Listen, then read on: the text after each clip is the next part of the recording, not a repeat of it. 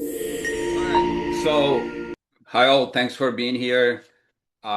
Today I'm going to talk about basics of cap table fundraising structure. If you have not done any of this before, and if this is the first time to all this vocabulary, I'll probably cover too much material. Or if you have already done one term sheet negotiation, there will be a lot of repeat for you. Since I couldn't gauge the audience, I aimed at somewhere in the middle. And if I'm going too fast, you have a question, you have to stop me. Otherwise, I'll go through. I'm going to try. I have like some 30 slides. I'll try to go through them in 30, 35 minutes. And then hopefully you guys can come to me with questions about your particular case.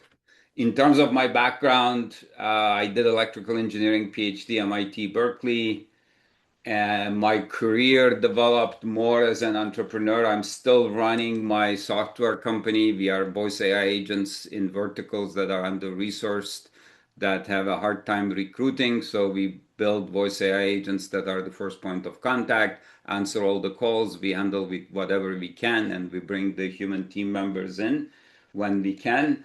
But in parallel, I also teach entrepreneurship and innovation at Northeastern here in Oakland. They have a Bay Area campus. So, what are we going to cover? We're going to cover terminology of cap table basics, term sheet basics, SAFE, naming grounds. We'll talk about negotiation among founders, negotiation with investor where sales SAFEs help. Teams change, like you have like four founders you guys are starting with. Statistically speaking, one of you will not be with you at the exit. So however good friends you are, so that's a reality. It may be a shock when that happens, but you need to put certain things in place to anticipate this. I'll come back to this in the last slide. The main advice is take the money, because without the money you can't get anywhere. Now, the next two, three slides are going to be all the concepts we're going to talk about. I'm going to define them within the context of use cases or examples, right? When you create a company, you create a whole bunch of shares. These are voting shares, people own them, and you create options or warrants. These are the option of buying shares in the future under some condition. Some of these shares vest over time. The vesting can be accelerated. They can expire. I'm sure if you're negotiating with an investor that you know that they are going to get preferred shares, you're going to have common shares, and we'll have examples of multiple rounds of financing. When you are talking to an investor, they are going to tell you what your pre-money valuation is. Maybe you are worth 5 million. They are going to invest 3 million. Your post-money valuation is going to be 8 million. If you had 10 million shares, 5 million pre divided by 10 million shares, your share price is 50 cents. They want option pool for future people that you're going to hire. And what is the difference between preferred and common? Preferred shares get preferential treatment. Now, a round of financing is expensive, whereas creating a safe is very simple. We'll talk about safes. And my advice is use the Y Combinator safe. Don't create your own. Don't create a convertible note, because especially in the Bay Area, everybody knows how that works. It may or may not be the best thing for the investor or the founder, but it is path of least resistance. We'll talk about what discount is, valuation cap is, and what happens if you have multiple safes. So that's basically what we're going to cover. So let's get to the very beginning. There are four of you guys in the room, and you want to share the pie, right? That's at the beginning. There is 100% of the company. That's what the way you should think about it. Do not worry about other players who are going to come in the future. There are four of you how you're going to divide the pie. That's the first conversation. Now, clearly, different people may bring in different value. It may be an equal split, it may be a different split, but that is something you guys have to talk about. This is before any incorporation, before anything formalizing. Now, sometimes what happens is you can't see beyond the first year, and I will talk about that use case because sometime the negotiation up to the first substantial funding, which I'm going to call initial phase, is one thing, and you don't know what's going to happen afterwards, who is going to come. So we'll wrap our head around that.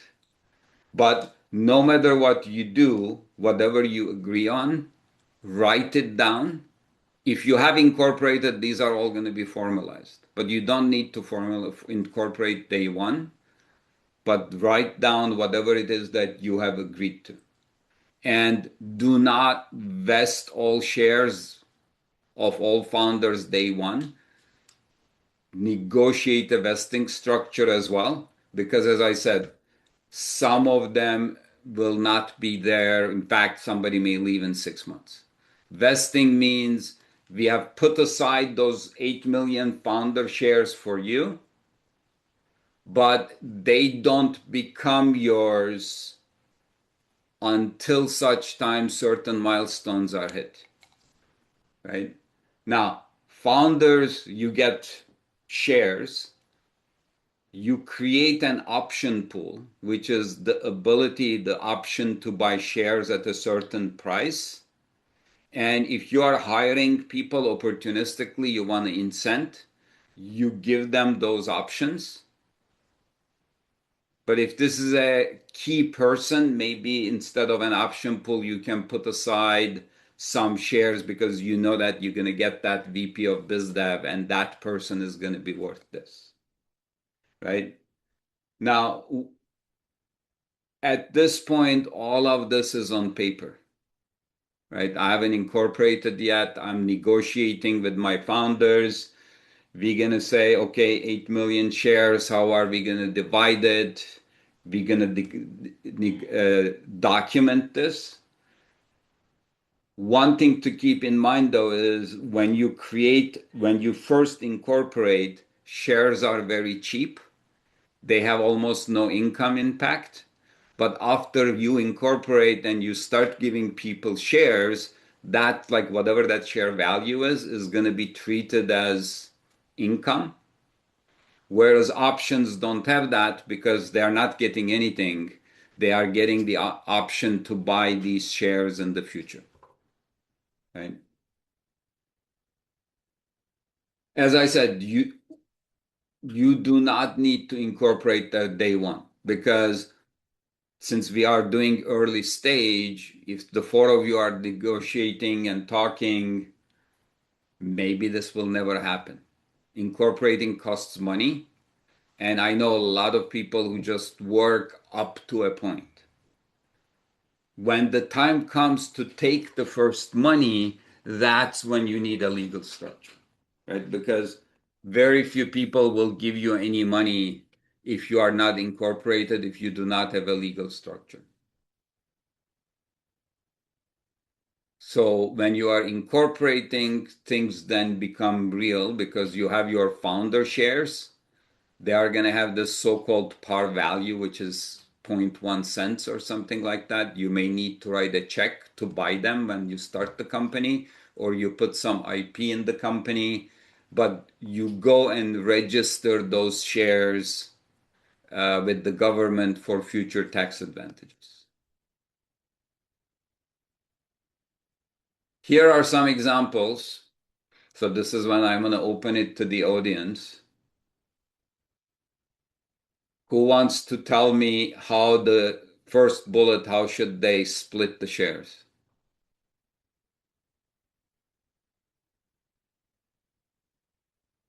Don't be shy. Farah, how would you split this? First bullet. Four friends, they're just starting. They just have an idea. In that case, probably equal. They are all equal, right? So there is nothing differentiating. So if it's same as above, but the idea and know-how belongs to one of them, then clearly one of them will get more. And especially if one of them is bringing money to the table, that person gets significantly more, right? So this will vary by use case. The key thing is you talk among yourselves. Everybody will think their value is higher, but the key thing is to define milestones for companies, what each role's job description is, what the deliverables are, the milestones are.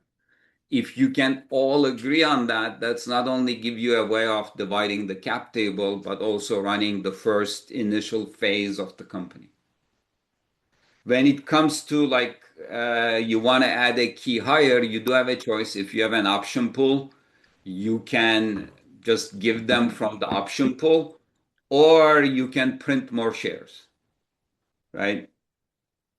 Now, here's an advanced example I want to come back to. This actually does happen, especially if people who are at the university as students, they work on a project, or you had a job and four of you were working on the side, and then all of a sudden it becomes real, there is money. Now, how are we going to divide the pie? So we'll cover this in the future. But when it comes to incorporating, so now things start becoming real. As I said, there is vesting. Vesting means that if I stay with the company or if I hit milestones, the shares vest, they become mine. But if I leave or if I do not hit those milestones, those are not mine. They go back to the company and disappear. Especially if you're going to bring people in or giving them options. The standard is you vest 25% at the end of year one. The remaining 75% vests over the next 36 months thereafter. If you are founders, you are starting together, maybe you start vesting monthly because you are all putting time into this, you trust each other, etc. Now, there are exceptions to this because when the time comes, investors are there, they are going to write you a check and you have been at it for a while. At the incorporation, you can argue that, look, 20% of my shares will vest up front because I've been at this for a while. I'm just incorporating. The rest is going to vest over the next 4 years, right? And there are other ways of slicing this, but these are the main ways things are done. So I would suggest stick to that initially. And yes, at that point, when you are incorporating, you will need to set an option pull aside for the people you want to add. So an example is for founders, they get 2 million each. You put 1 million shares for the option pool. So the company is starting with 9 million shares. So here's a question. How much does each founder own of the fully diluted shares and outstanding shares? Anybody wants to tell me what's the difference between fully diluted versus outstanding is? Okay. So in this example, we created those 8 million shares and gave it to the founders. They are outstanding because they have been granted or issued to the founders. Whereas the 1 million option pool we set aside, they haven't been given to anybody. If tomorrow the company were acquired, those shares would not get any money. But the plan is they are going to be eventually be given to people. So the term then becomes fully diluted. So on an outstanding basis, in this example, everybody owns 25%, but on a fully diluted basis, you own 22%. And all the math is done typically on a fully diluted basis, right? So here is a case where investors come in to this company and they want to invest 2 million at 8 million pre. I'm going to actually do this on a spreadsheet. So the basic cap table, founders have 2 million common shares. Option pool was 1 million. We could do that, or the investors can say, no, no, we want like 2 million option pool, increase the option pool. So we had the founder shares. Where is my mouse? We had created a pool. The investors tell us increase the pool, so we print some more shares for those, and investors invest, and then we print some more shares for them, right? So this is the key thing to remember is you keep printing shares. It's not that day one you know what you have and then you allocate them, or I'm going to take some of the founder shares and I'm going to give it to the investors. No, that's not how the math works. You keep printing shares and people's ownership comes down. Because before investors came, founders own 25%. When we increased the option pool, fully diluted basis, five people, 2 million shares each. They were owning 20% each. There were 10 million shares. When the investor said your pre-money valuation is 8 million, there were 10 million shares. So they are going to invest at 80 cents. When they invest at 80 cents, $2 million, they get 2.5 million shares. Now the total share has gone to 12.5 million, and the company's post-money valuation is 10 million, right? This part is worth 8 million. This part is worth 2 million. The total is worth 10 million, right? I'm going to stay there for a second. Any questions? Okay. Now, founders get common shares, investors get preferred shares. What's the difference?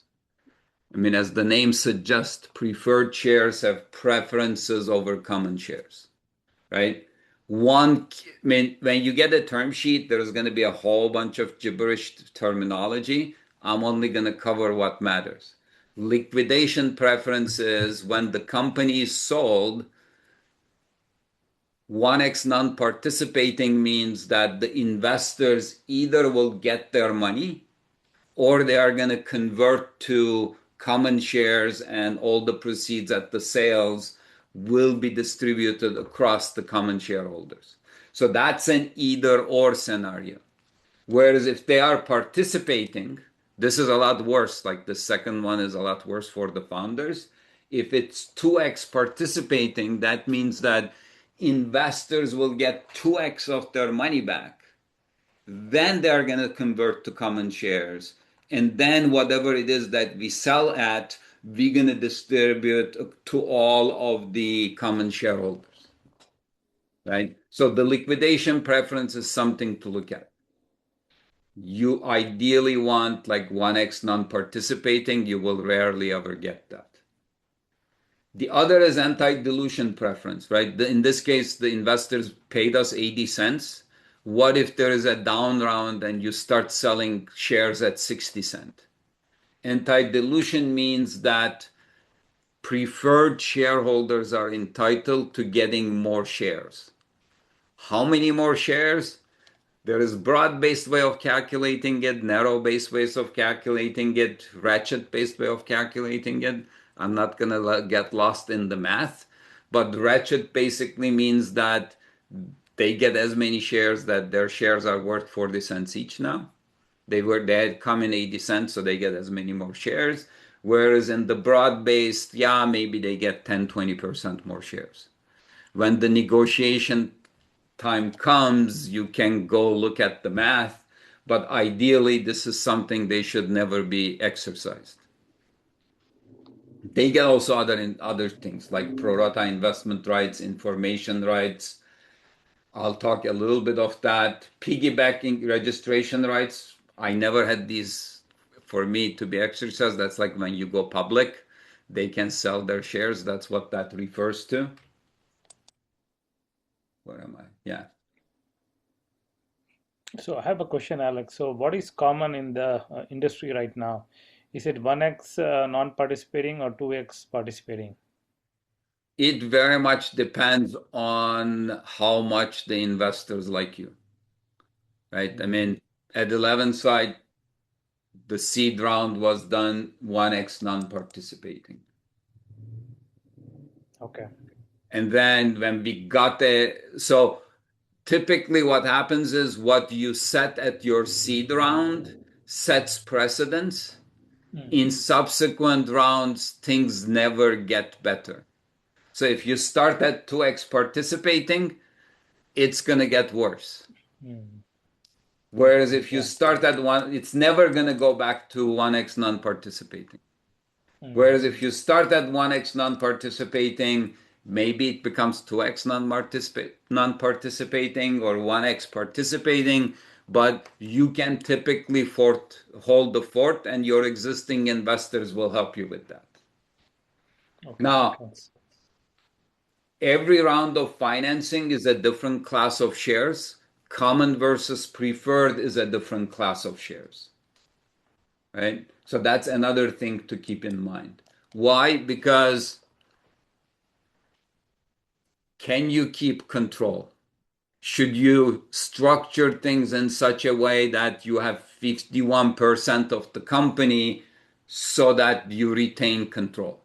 And the reality is, when you do an institutional round, no matter what you own, you lose control.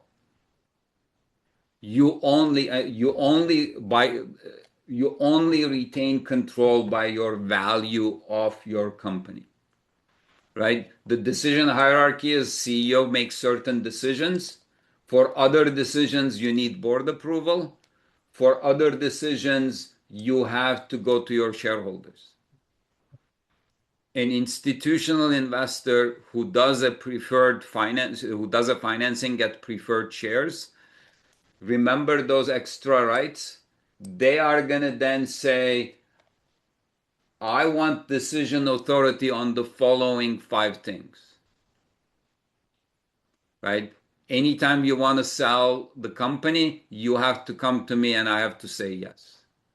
Anytime you want to do any financing, you have to come to me and I have to say yes, right? So doesn't matter if you own 80%, since the class of shares have that authority, they are controlling things.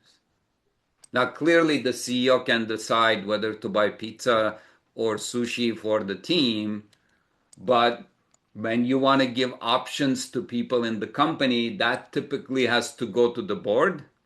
You want to expand your option pool, print more shares, then you have to go to shareholders, right?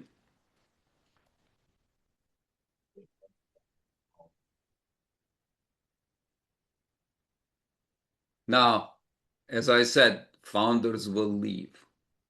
So in this case, in the company we just financed, let's assume after 1 year, a founder is leaving and they had vested 500K shares. They keep them. The remaining 1.5 million shares typically go away. The company had 12 and a half shares. Now it's 11 million shares on a fully diluted basis. There is a big exception to this rule. I mean, you need to talk to your lawyer.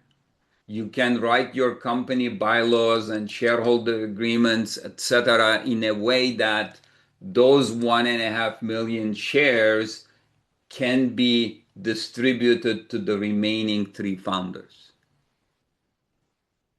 right?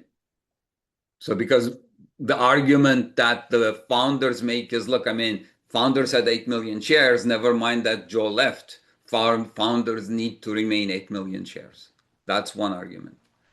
But the investor will say, but the founders were worth 8 million shares because there were four of you with all the different roles. We lost that one role. We need to bring somebody else in. So those shares go away. Maybe we'll put them will hire somebody else in the option pool. This is a very big exception, although I have done this before, right? So in my second company, a year later, my co-founder decided to leave because she was expecting a baby, and we said, okay, you focus on the new startup. We will bring you back in if necessary. But I managed to negotiate that we accelerated some of her vesting. So even though she left after 1 year, it wasn't 500K she got, but she got 1 million shares. And the remaining 1 million shares came to me. But again, that's a big exception. So let's do the next round of financing. Investors come in and they say, you are worth 20 million pre, we'll give you $5 million.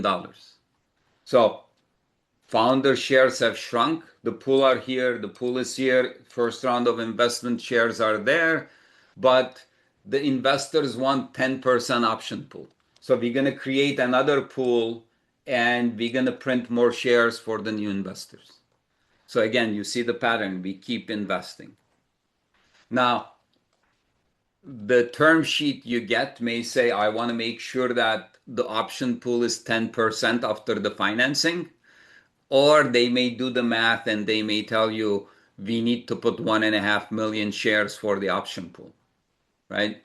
And the math is here, but I'm going to skip the math because you can actually let the spreadsheet figure it out for you, right? Now, at the end of the first round, this is where we stood. And founder ones at 80 cents, founder one's shares worth 1.6 million. Now things have changed. Founder 4 has left, has 500,000 shares. Founder shares has shrunk. I did the math in a way that this will come out to 10% when the investor gets 20% of the company. So pre-money valuation is 20. There are 12.570 shares in the company. Share price is 115.59. Investment is 5 million. The investors get 3.142 million shares. Post money is 25 million. Founder ownership of the company has shrunk. Founder share value has increased. Right? And if you are doing 5 million at 20 pre, it's pretty clear that the company is going to be getting 80%. The investor is going to get 20%. Why? Because 5 plus 20 is 25. This is going to be the 5 million value, and this is going to be the 20 million value. Any questions on this? Okay. I'm going to skip this. So let's go back to our example. Does anybody have a situation like this, where you started with a few people, you made some progress, somebody left, you added somebody to the team, and now it's like, okay, how the hell do we divide the cap table? What do we do? Does anybody? Yes, the recording will be shared. All right. So Ben, maybe you can either figure out your echo or write your situation in there. I think I figured it out. Oh, you have it figured out. Okay, tell us your situation.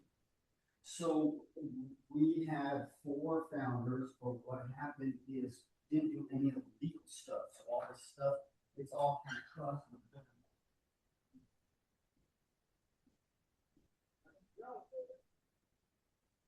So, all right, I Ben, can't you hear haven't. him at all. Yeah, we can't quite hear you. So you have 4 founders. Chances are 1 or 2 will leave. You're gonna add 1 or 2 new people. And now what are you gonna do? Right? This happened.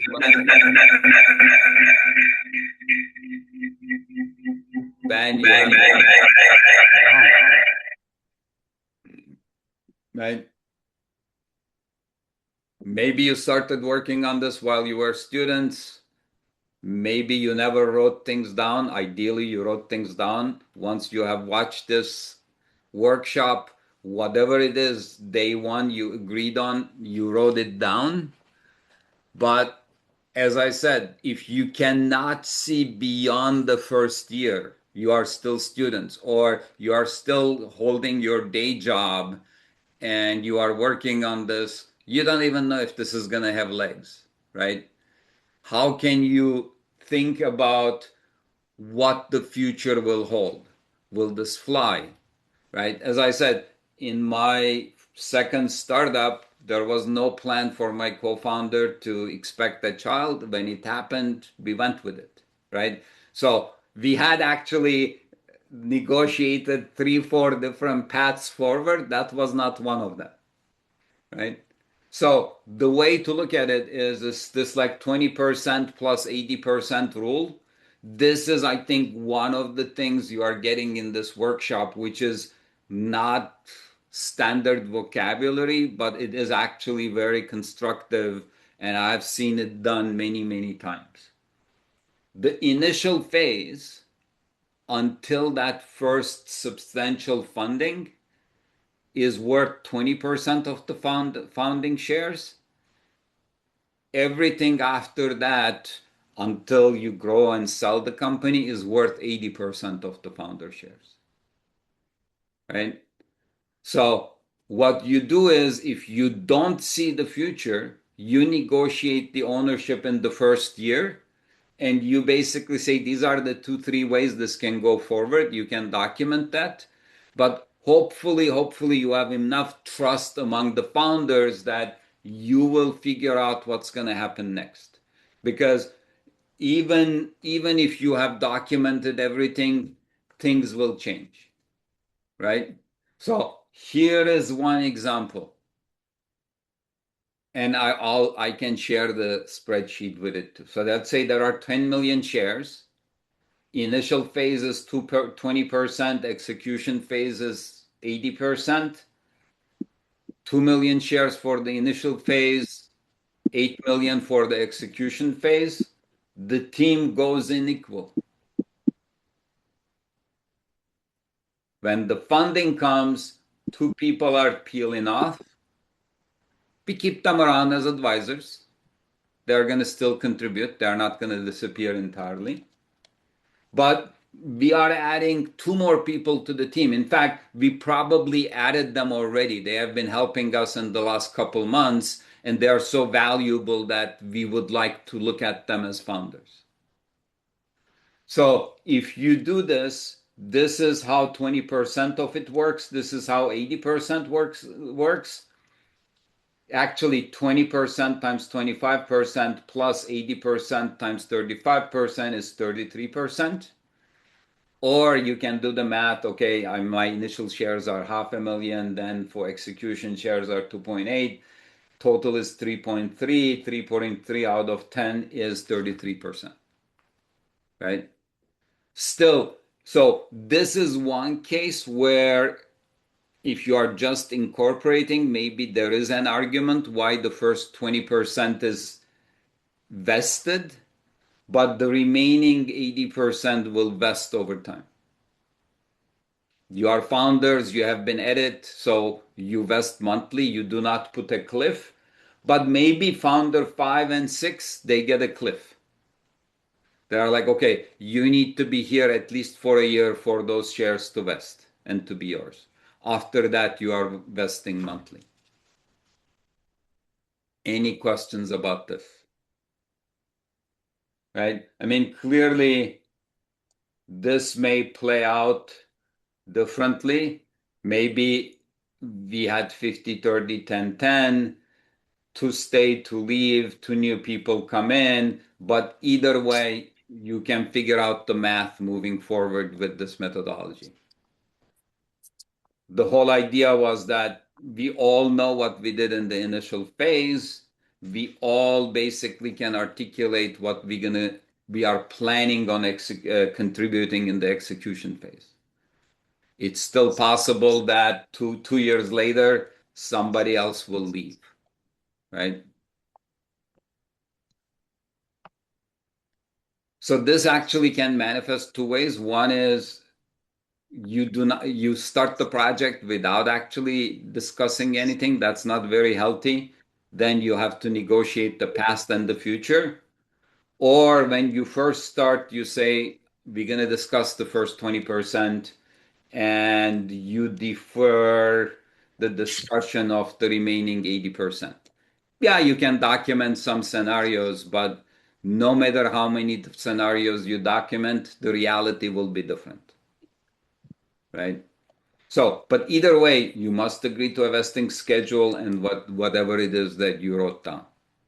Now, don't just talk and everybody walks away. You need to write it down. Ideally, you even sign it. If you incorporate it, then all of this will be documented for you. But if it's you don't want to spend $10,000 incorporating, take your time, document what you have written. Now, last bit, SAFE. What is a SAFE? It's a simple agreement for future equity. We do not know what the valuation is today. Maybe we can imagine a maximum. In equity round, the legal costs are $25,000 and we are only raising 50K. I mean, I don't want to pay the lawyer half of the money I have raised. And I want to be able to take money in incrementally. Now, the thing about the Y Combinator SAFE is there is no interest you are paying. Investors typically don't like this, but it is what it is. That's how the SAFE agreement for Y Combinator is written. And there is a good reason for it because in standard typical company bylaws, getting an interest-bearing loan requires shareholder approval. Remember that authority like CEO, board, shareholders? Typically, the board can take a loan if it doesn't have interest, but if it has interest, it has to go up. Clearly, your bylaws may say differently, but it's not worth getting lost when you are building a company, changing the standard bylaws. You are better off going with something standard. The one thing that's worth changing is founder shares goes back to the founders.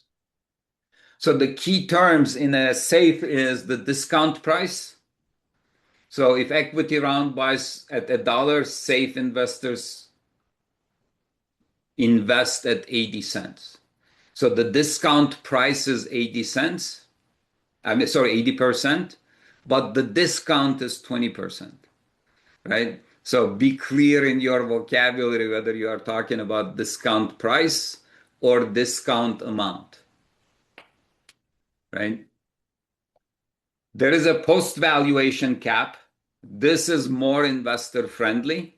Basically, it says the company valuation plus the same amount, safe amount will never be larger than this number. Now, what is the cap?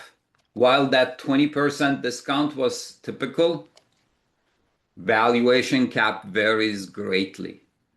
AI company maybe gets 20 million valuation. Some other standard company gets 3 million, 5 million post valuation cap, right?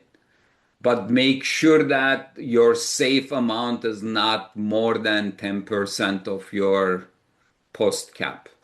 So you're going to raise $500,000, cap is 5 million. That's actually a good rule. Now, nobody will give you pre-valuation cap, and I'll tell you why.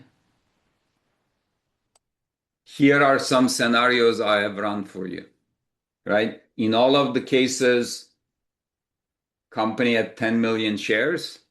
In one case, the investment is 890K. In the other case, SAFE came in at 1.2 million. Discount is the same. The cap is the same. Since it's a post-valuation cap, if 890K SAFE amount came, SAFE valuation cap is going to be 890. The company valuation cap is going to be 5.1. Whereas if you raise 1.2 million SAFE, company is getting more and more diluted. Whereas if we had done a pre-money valuation cap, safe plus company would be 6 million period, right? So based on the cap at 51 cents, the safe will then have an inflection point, because if the investment comes below that,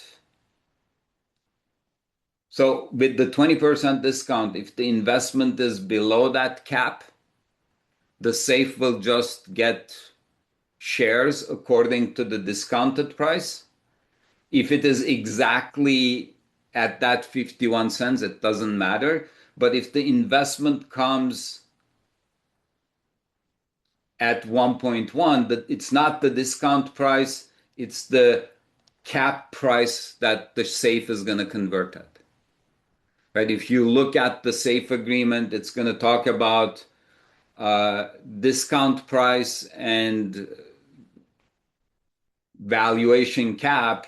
So the safe will convert at 51 cents here, 51 cents here, whereas it will convert at 32 cents here. And if the amount of money raised is different, that dynamic is going to change. But now I do want to cover one more thing is, even though we did this, the safe up to that inflection point, the value of the safe investment has gone up 25%, right? 100,000 investment in the safe became $125,000. So you can tell your investors that, look, with the 20% discount, your $100,000 investment is going to be worth at least $125,000. If the round of financing is at a larger valuation, they don't get more shares, but their investment has like more than doubled now. I will let you guys look at this. I don't know if there are any questions. This is like a lot of stuff. But the key thing to remember is, if you have a safe, they are going to buy the shares at the equity round at a discount. 20% discount means that 1 over 0.8 is like 1.25. Investor shares, 100K investment is going to be worth at least 125,000. Now, the way the Y Combinator safe is written, if you write different safes with different caps, it doesn't matter. That first agreement you wrote, all money you raised on a safe actually comes in the safe amount when doing your math. Now, there is a question of, okay, what do we do with advisor? And that very much depends on the value of the advisor. Typically, it's less than 1%, especially if you have raised money, maybe it's like 0.1%. It comes out of the pool. If you do have a safe open, I would strongly encourage you to talk to your advisor and say, hey, why don't you make an investment? If you really want to advise us and you think this is great, you should participate in the upside. Write us a check and then we'll give you some advisor shares. It's basically options. I'm wrapping up now, naming around pre-seed, seed, seed 2, seed 3, A1, A2. It just has to be a unique name, right? In the past, it was just a unique name. Over time, there are semantics associated with it. Pre-seed means is like, oh, this is just an idea in somebody's head. Seed is, oh, they have a working prototype. They now actually got some money, some customers, some revenues. But the key thing today is, for most deal, if you want to go to an institutional investors, typical venture fund, they will want you to have 2 to 3 million ARR. And existing customers, right? Clearly a whole bunch of exceptions to the rule. Today, if you are in the AI space and you tell a good story, they'll give you $2 million at 20 million posts, and you are off to the races, and you can call it seed, but you had nothing, and an institutional investor has come in. What else? Warrants are like options, except that you are not giving them to employees. You give it to possibly a customer or to sweeten the deal for a given investor because they did something. They are, again, the ability to buy shares in the future at a strike price. So that's why, really, when you do a round of financing, the total number of shares you authorize are actually a little bit larger than what you currently need so that you have the flexibility to do stuff like this without getting a shareholder approval. So a few bits of advice. One thing you can do is once institutional investors come in, actually, the moment you incorporate, sign an employment contract with yourself. And in that employment contract, negotiate some acceleration of your vesting. So maybe it says if there is a liquidation event or if you are terminated, your shares will have an accelerated vesting by a year. That's pretty standard thing that nobody will actually complain about. And then if you assign warrants to a customer, don't just give it to them, put them on a vesting schedule as well. So that's a mistake we did in my second company. When we landed Amazon as a customer, we were so excited that we gave them warrants, but we didn't necessarily put milestones or anything. And we didn't even say, hey, if you terminate the contract, you either exercise the warrants or walk away from it. So it was great. I mean, we had like 3-4 years Amazon as a customer that allowed us to grow. But at some point, Amazon came and said, we copied your software, we don't need it anymore. They didn't quite use those words. So we said, but what happened to the warrants? Are you going to exercise them? And they said, well, it's not in the agreement. We'll just hang on to the warrants.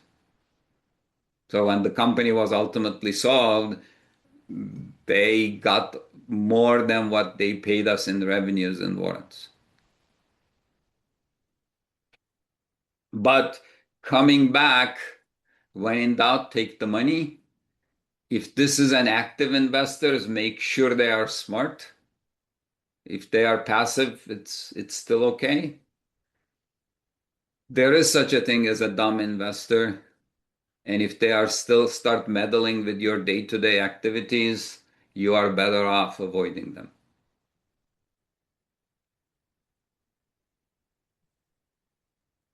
I wouldn't do any, what do you mean with phantom equity shares? I saw a question.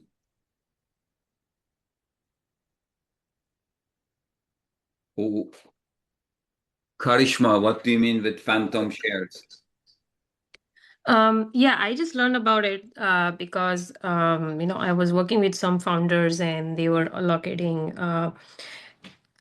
instead of options, phantom equity shares. Like basically, it's unrealized, and you know it doesn't live with a cliff, so it starts vesting after a period of time.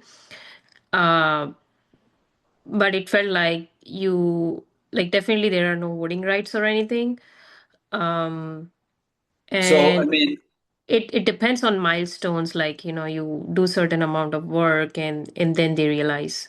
So I okay. was curious to So, know, like, is it even real? Like, do I mean, founders?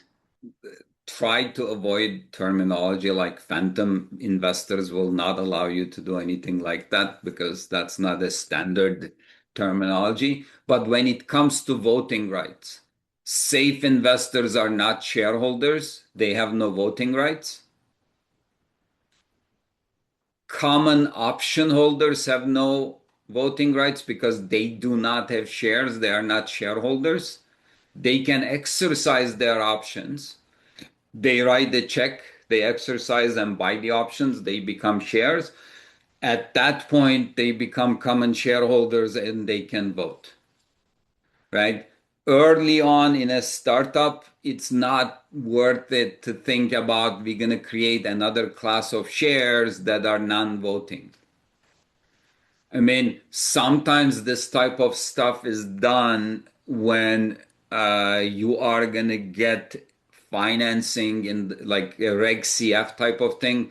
You're going to sell shares to the public on somebody's website.